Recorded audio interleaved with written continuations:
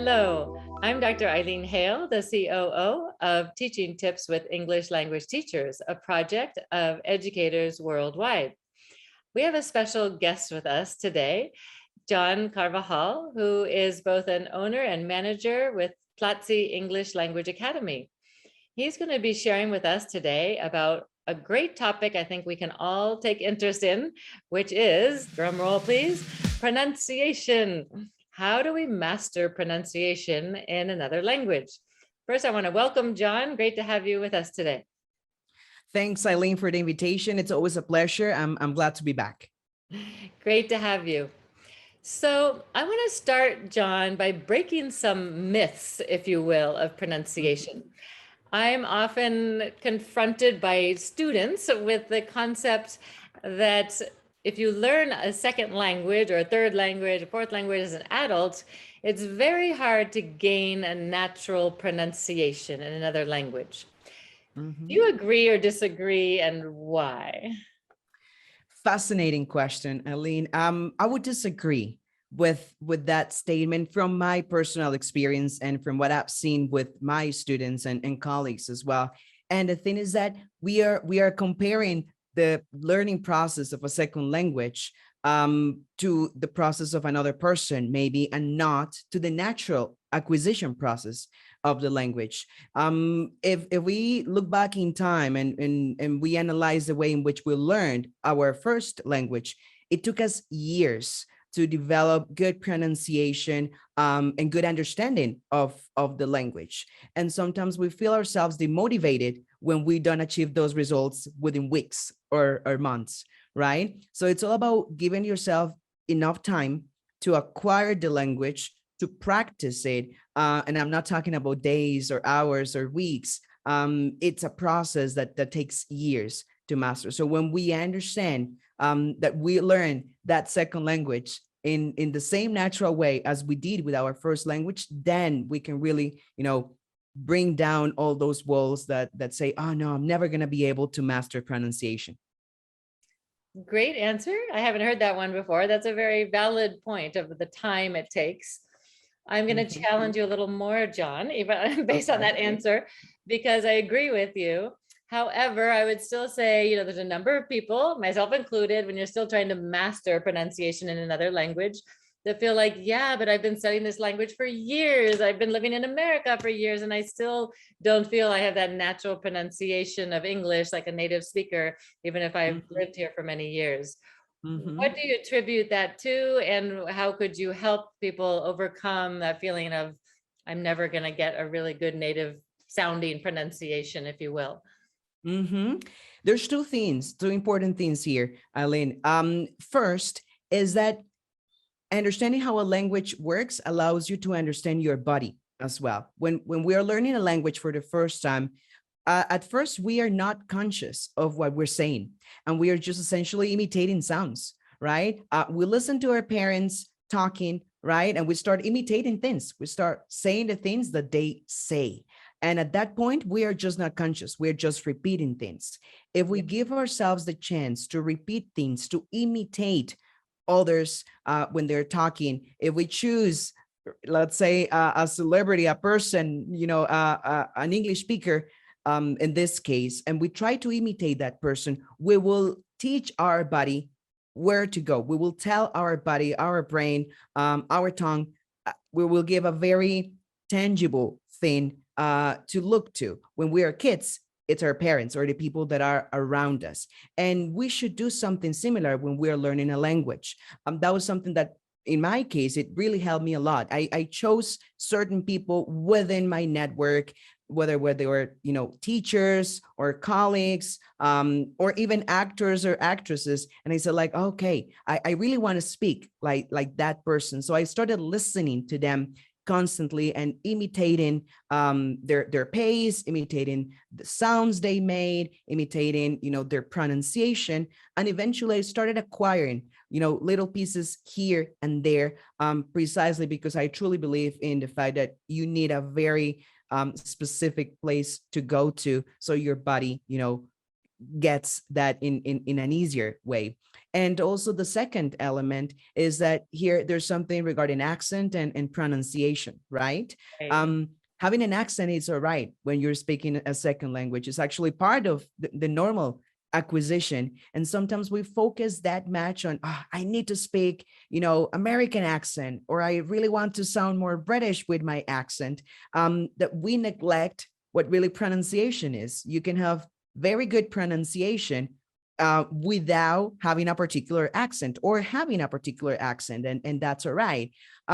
So when we understand that difference, and we are okay with also letting ourselves be ourselves and feeling proud of that background, or those roots that we have, we can also bring down that affective filter, that anxiety for being another person or sound like another person. So I know this can be counterintuitive, right? Because my first tip is imitate, right? Find a person that you can look up to and imitate sounds, but at the same time, allow yourself within that imitation process to be yourself. That's an excellent answer. I love it, John.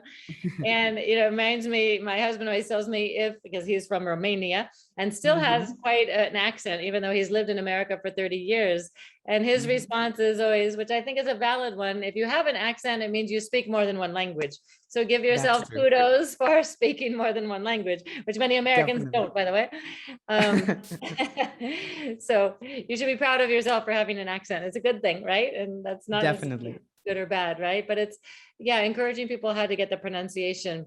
I also found a little tip along those lines. I was going to ask you how you find that person to repeat with, because that can be a challenge. Like, because as you say, when you're trying to repeat sounds like you do as a child, and your parents will encourage you to repeat, how do you do that as an adult? And that's more the challenge for adults.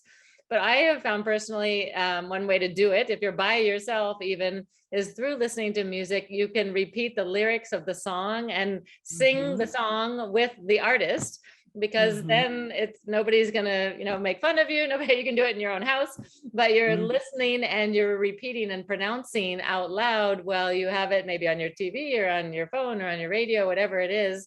And you record yourself too, and listen to yourself pronouncing, whether it's good or bad, and you can, detect where you might have challenges, and then maybe get somebody to help you with those areas. Yeah, definitely. You can choose that person from your network. It can be an actor, an actress. It can be a singer, right? Just like you mentioned, Eileen, it can be someone from the news or from a TED Talk that you feel very inspired by, or it can be a teacher if you're learning at a certain institution. Just make sure it's someone that you can get content from. And just like you said, also listen to yourself from the comfort of your home. Something that happens, and I'm pretty sure this has happened to all of us, is that when you send out a voice message or something and you hear that sound back, you're like, oh, who's that person? That sounds horrible. And the same happens in our brain when we listen to ourselves in a different language. It's a different sound. It's something that we don't hear all the time. So when you listen to yourself speaking that second language or that third language, you are telling your brain, this is all right, right? Don't feel threatened. And that really helps. So imitate, record yourself, listen to yourself, feel yourself comfortable listening to that different voice. And that really, really helps, make you feel comfortable and realize about pronunciation mistakes. Oh, maybe I'm talking too fast, or maybe I'm just not pronouncing things properly, or my mouth is too close, or I'm over exaggerating a certain sound. And that comes from imitating and listening to yourself. Yeah. And there are some language apps that are really helpful with that. One that I used when I was starting to learn Romanian is Pimsleur, which they actually have an interesting method where they start from the end of the sentence or the end of the word and go backwards. And they, Oh, wow. so that you like the word pronunciation or environment or whatever word that's a longer word, they'll say mint, environment. And so you have, it's a very effective tool that I wasn't aware of before I started learning this method. But it helps you gain the pronunciation, again, subconsciously, but knowing where you're trying to go is pronounce that word, starting from the end to the beginning, which is an interesting way to do it as well. Wow, that's great. Nice tip. I'll make sure I apply as well. So I wanted to ask you, I know we have a broad audience, but particularly for our Spanish speakers learning English and our English speakers learning Spanish, what would you recommend for both sides? You can address one and then the other to help both parties learn effective pronunciation for English speakers in Spanish and vice versa. Any tips for particularly this audience of English and Spanish speakers? Great, Eileen. Actually, this tip might work for both audiences. Actually, it will work for both audiences. And is let's stop comparing languages. For example, in Spanish, we have 5 vowels, 5 clear vowel sounds. In English, we have over 20, right? And understanding that every language works differently is important. When we try to make those connections and say, no, but English is terrible because in Spanish we only have 5 vowels and in English we have more, or in Romanian we have, I don't know, let's say 40. I'm not really, literate in that field. But when we stop comparing languages, we are able to understand them and get them as they are. Always going back to this natural acquisition process. When you were a kid learning that language, you never had anything to compare the language with, and hence why you acquire the language in a more natural way without worrying too much about breaking the rules in your mother tongue or in your first language. So my main advice for our Spanish speaking community and community from other places is do not compare English with your first language. That will create more anxiety than anything else. And when I started doing that myself, I realized about the potential that I had when I said, like, okay, I'm going to forget about Spanish a little bit. I'm going to focus and understand that, all right, this is how English works. This is how this is pronounced. Has nothing to do with myself or the language. It is what it is, and accepting that reality and being able to move forward without connecting those things is important.